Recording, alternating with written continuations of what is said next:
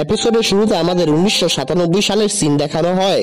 তারপরের সিনে আমরা দেখতে পাই একটা ওয়াটার ফাউন্টেনের সামনে একটা সাইবর্গ অ্যাপিয়ার হয়। আর তখনই গাড়িতে থাকা কিছু ছেলে সেই মেয়েটাকে ডিস্টার্ব করতে শুরু করে। আর তখনই সেই রোবটটা সেই ছেলেদেরকে মেরে অবস্থা খারাপ করে দেয়। তারপর সিন শিফট হয় আর আমরা দেখতে পাই নোহারা ফ্যামিলি তাদের রাতের খাবার খাচ্ছিল। তখনই তাদের খাবার টেবিলের উপর আমরা সবুজ একটা আলো দেখতে পাই আর সেখান থেকে একটা ছেলে বের হয়। তখনই হিরোশি আর মিৎসি রেগে যায়, কিন্তু তখনই সেই ছেলেটা নিজের পরিচয় দিতে শুরু করে। সে বলে যে সে হচ্ছে কাজামা 2011 সাল থেকে। আর সে আরো বলে যে সে টাইম ট্রাভেল করে এখানে এসেছে শিনচ্যানকে বাঁচানোর জন্য। তখন হিরোশি বলে যে আমরা কিভাবে বিশ্বাস করবো তুমি টাইম ট্রাভেল করে এখানে এসেছো। আর এর উত্তরে কাজামা নিজের হাতে একটা বই দেয় আর সে বলে যে এটা আমি শিনচ্যানকে দিয়েছিলাম 10 বছর আগে। আর তখনই শিনচ্যান বলতে শুরু করে যে এটা তুমি মিথ্যা কথা বলো না, এটা আমাকে কাজামা দিয়েছে আর আমি কালকে তাকে ফিরিয়ে দিব। আর এসব দেখে হিরোশিও মানতে রাজি হয়ে যায় যে সেই আসল কাজামা। তারপর কাজামা বলতে শুরু করে যে আপনারা কি জানেন আমি কি কারণে এখানে এসেছি?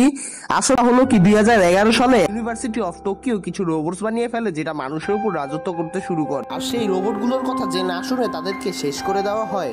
কিন্তু একদিন আমাদের একটা হিরো আসে যে কিনা আমাদের সব রোবটদের আতঙ্ক থেকে বাঁচায়। আর সেই হিরোটা হচ্ছে আমাদের সবার শিনচ্যান। তারপর সে বলে শিনচ্যান ভবিষ্যতে রোবটদের থেকে এমন কিছু প্রশ্ন করে যা রোবটগুলো উত্তর না দিতে পারে শেষ হয়ে যায়। সে আরো বলে যে সেই রোবটগুলো 1997 সালে আরেকটি রোবট পাঠিয়েছে যাতে সে শিনচ্যানকে মারতে পারে আর আমি তাকে বাঁচাতে এসেছি।